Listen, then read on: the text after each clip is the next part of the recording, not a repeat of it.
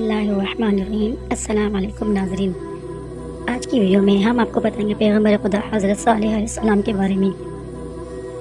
حضرت صالح علیہ السلام کا شجرہ نسب کچھ یوں ہے: صالح بن آصف بن کاشف بن آدم بن سمود بن جیشر بن ارم بن سام بنو علیہ السلام۔ حضرت صالح علیہ السلام کی قوم سمود کہا جاتا ہے۔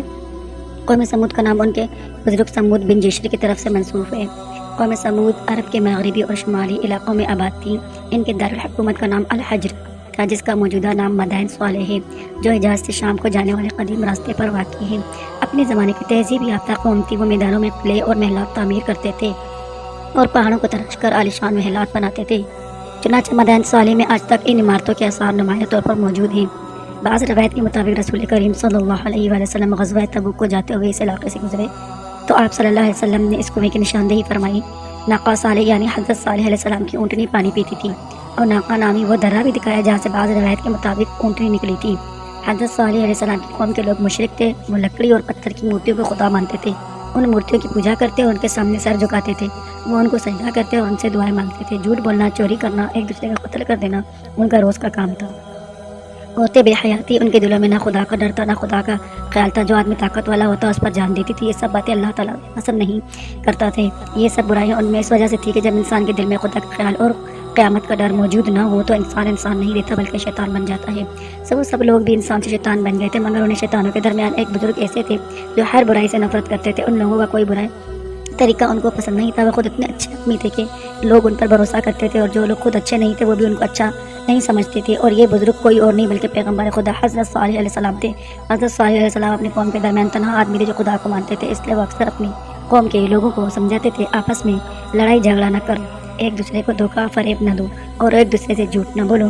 مگر لوگ تھے کہ کسی برائی سے باز نہ آتے تھے۔ ایک دن حضرت صالح علیہ السلام نے اپنے خدا سے دعا کی: اے میرے پروردگار، آپ نے ان لوگوں کو کیسی کیسی نعمتیں عطا کی ہیں، کتنا مال دیا اور کیسی خوشحالی دی ہے، مگر افسوس یہ لوگ سخت نافرمان ہیں۔ اے میرے اللہ، ان لوگوں کو چاہیے تھا کہ آپ کا شکر ادا کر دیں، مگر یہ لوگ تو لکڑی، مٹی اور پتھر کی مورتیوں کا شکر ادا کرتے ہیں۔ اے میرے خدا، ان لوگوں کی حالت کیسے سدھر سکتی ہے؟ یہ لوگ اپنے برے کاموں سے کیوں باز آ سکتے ہیں؟ ان لوگوں کے دلوں کیسے بھر سکتے ہیں؟ اپنی قوم اور قبیلے سے دور ایک سنسان جگہ پر حضرت صالح علیہ السلام اپنے پروردگار سے دعا کر رہے تھے۔ اتنے میں اللہ تعالیٰ کی طرف سے حضرت جبرائیل علیہ السلام تشریف لائے۔ حضرت صالح علیہ السلام کو اللہ تعالیٰ نے پیغام پہنچایا: اے صالح علیہ السلام، آج سے میں نے تجھے اپنا پیغمبر بنایا، جاؤ اور ان لوگوں کو سیدھے راستے کی طرف بلاؤ۔ پہلے تو حضرت صالح علیہ السلام یہ سوچ کر گھبرائے کہ ان کے کندھوں پر ایک بھاری بوجھ آ پڑا ہے، مگر پھر انہوں نے سوچا جتنی بڑی ذمہ داری ہے اس سے زیادہ بڑی ذات اللہ کی ہے جو میری مدد کرے گا اور میرا مددگار ہے۔ یہ سوچ کر حضرت صالح علیہ السلام دل میں بہت خوش ہوئے۔ انہوں نے فیصلہ کیا کہ بس قوم کو اللہ کے راستے کی طرف بلائیں گے، لوگوں کو برے کاموں سے منع کریں گے اور انہیں سمجھائیں گے کہ وہ مورتیوں کی پوجا کرنا چھوڑ دے، ایک اللہ کی بندگی کرے اور سب لوگ اسی سے مرادی مانگے۔ حضرت صالح علیہ السلام نے سب سے پہلے اپنے گھر کے لوگوں کو بتایا: اللہ تعالیٰ نے مجھے اپنا پیغمبر بنایا اور حکم دیا ہے، اس نے مجھے جو حکم دیا میں اس پر عمل کر رہا ہوں۔ اب یہ تمہارا کام ہے کہ تم میری بات مان لو کہ جس میں تمہاری بڑی بھلائی ہے، اگر نہ چاہو تو نہ، مگر اس میں تمہاری کوئی بھلائی نہیں ہے۔ قوم کے لوگوں نے کہا: اے صالح علیہ السلام، ہم تمہاری بات ماننے کو تیار نہیں ہیں، تم اصل میں ہم پر سرداری کرنا چاہتے ہو اور ہمیں دھوکہ دینے کے لیے دعوے لے کر آئے ہو۔ اللہ تعالیٰ نے تمہیں اپنا نبی بنایا ہے، نہ ہم تم کو اپنا سردار بنانے کو تیار ہیں اور نہ تمہیں اپنا نبی ماننے کو تیار ہیں۔ حضرت صالح علیہ السلام کو قوم کے لوگوں کی باتیں سن کر بڑا دکھ ہوا۔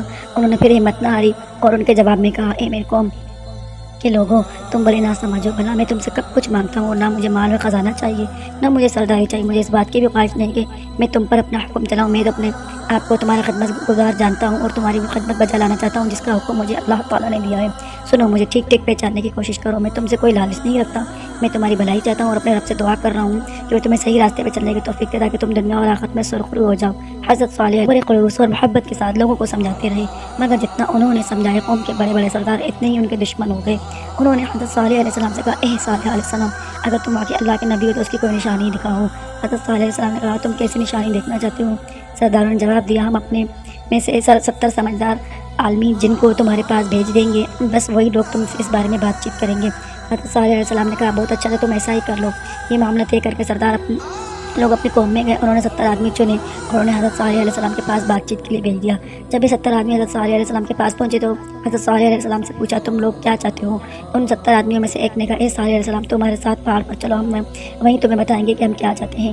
حضرت صالح علیہ السلام پہاڑ پر جانے کو فوراً تیار ہو گئے۔ جب حضرت صالح علیہ السلام ان کے ساتھ پہاڑ پر گئے تو ان سے 70 آدمیوں میں سے ایک نے کہا: اے صالح علیہ السلام، ہم یہ چاہتے ہیں کہ اس پہاڑ میں سے ایک اونٹنی نکلے، اس اونٹنی کا رنگ لال ہو، اس کے بدن پر گھنے बाल हो और तुम क्या करोगे।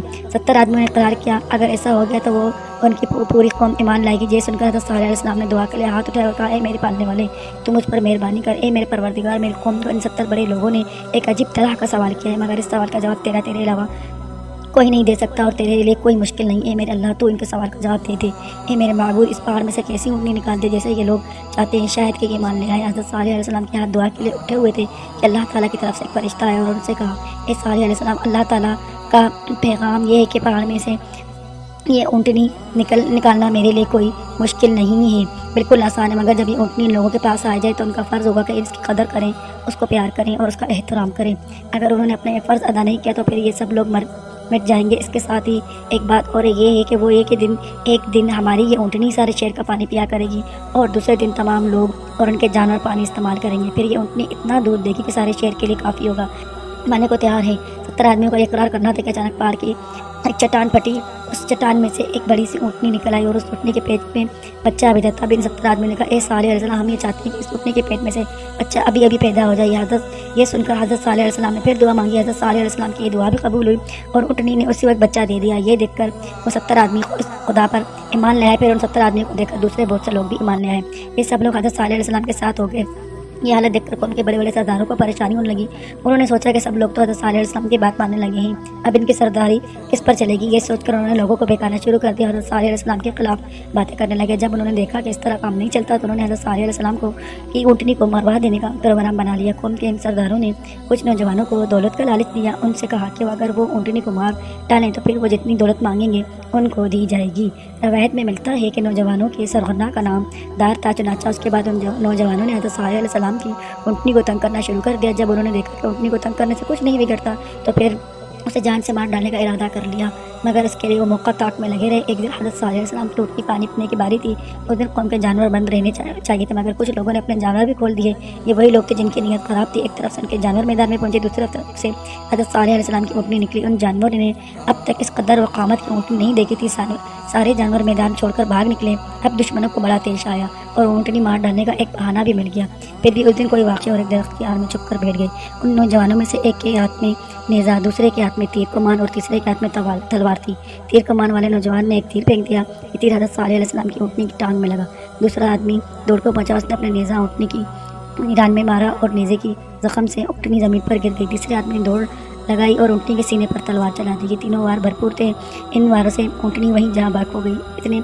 ये वार ऐसे हुए ऊँटनी वहीं पर हलाक हो गई। वहाँ पर एक हज़रत सालेह अलैहिस्सलाम का खुदा को मानने वाला बंदा खड़ा था और उसने जब ये सब देखा तो वो भागता हुआ दौड़ता हुआ हज़रत सालेह अलैहिस्सलाम के पास पहुंचा। वो कहने लगा, हे हज़रत सालेह अलैहिस्सलाम, तुम्हारी ऊँटनी को किसी ने मार डाला है। ये सुनकर हज़रत सालेह अलैहिस्सलाम के उसी मैदान की तरफ गए और वहाँ उन्होंने अपनी आंखों से देख लिया कि उनकी ऊँटनी खून में लथपथ है और उसकी सांसें ख़त्म हो गई, उसकी टांगें कटी हुई हैं और उसकी रान और सीना जुदा हुआ है। हज़रत सालेह अलैहिस्सलाम काफ़ी देर तक खड़े अपने ऊँटनी को देखते रहे। फिर बड़े दुख दिल के साथ आहिस्ता आहिस्ता अपने घर की तरफ रवाना हुए। रास्ते में उनको वो लालची नौजवान मिले। उन्होंने हज़रत सालेह अलैहिस्सलाम से कहा, सालेह अलैहिस्सलाम, हमने तुम्हारी ऊँटनी को मार डाला है, मगर तुम तो कहते थे कि कोई आदमी इस ऊँटनी को ना मारे वरना अल्लाह का अज़ाब नाज़िल होगा। फिर कहाँ गया वो अज़ाब, कहाँ है तुम्हारे दावे। हज़रत सालेह अलैहिस्सलाम ने जवाब दिया, जल्दी लोगों ने मजाक जो उड़ाया उसका तुम्हें नतीजा मिल जाएगा और तुम्हें बहुत जल्द अज़ाब का पता चल जाएगा। हज़रत सालेह अलैहिस्सलाम ने जवाब दिया, बस 3 दिन और इंतज़ार करो। 3 दिन में तुम ज़ालिमों का हमेशा हमेशा के लिए खात्मा हो जाएगा। अल्लाह की ऊँटनी कोई खेल तमाशा नहीं थी, मगर तुम फिर भी बातों का असर नहीं हुआ और अब अल्लाह का वादा पूरा होकर रहेगा और उससे कोई नहीं रोक सकता। बेशक 3 दिन में तुम्हारा नाम निशान मिट जाएगा। और लोगों को जब भी हज़रत सालेह अलैहिस्सलाम की बातों का मजाक ही उड़ाया। इधर हज़रत सालेह अलैहिस्सलाम अपनी बात करके चल दी। किसी ने कहा सालेह अलैहिस्सलाम पहले भी दीवाना था और अब भी दीवाना है। किसी ने कहा झूठ मूठ की बातें बनाता है। किसी ने कहा मज़ा तो तब आएगा जब 3 दिन गुजर जाएंगे और उसके खुदा की तरफ से कोई अजाब नहीं आएगा। आखिरकार एक दिन गुजर गया और लोगों ने देखा उन पर कोई अजाब नहीं आया। इस वजह से वो और भी ढीठ हो गए। उन्होंने आपस में बात कर ली कि हज़रत सालेह अलैहिस्सलाम को भी शहीद कर देंगे। दूसरा दिन भी गुजर गया और कोई अजाब नाजिल न हुआ। ज़ालिमों ने सोचा सचमुच हज़रत सालेह अलैहिस्सलाम की बात गलत है, मगर आखिरकार तीसरा दिन उनकी हलाकत का सामान लेकर आ पहुंचा। दिन का वक्त अचानक रात का वक्त बन गया था। सुबह का वक्त था और बस सूरज निकला ही था कि यूँ समझो वो गायब हो गया। फिर चारों तरफ अंधेरा ही अंधेरा छा गया। یہ اندھیرا اور گھیرا ہوتا چلا گیا۔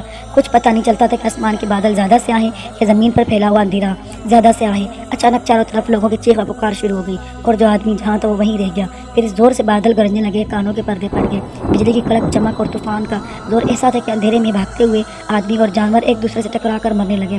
اس طوفان سے کوئی آدمی، کوئی جانور، کوئی مکان اور کوئی درخت سلامت نہیں رہا، اور جو کچھ بھی تھا وہ تباہ ہو کر رہ گیا، کیونکہ اللہ تعالیٰ نے حضرت صالح علیہ السلام اور ان کے ماننے والوں کو محفوظ جگہ پر پہنچا دیا تھا۔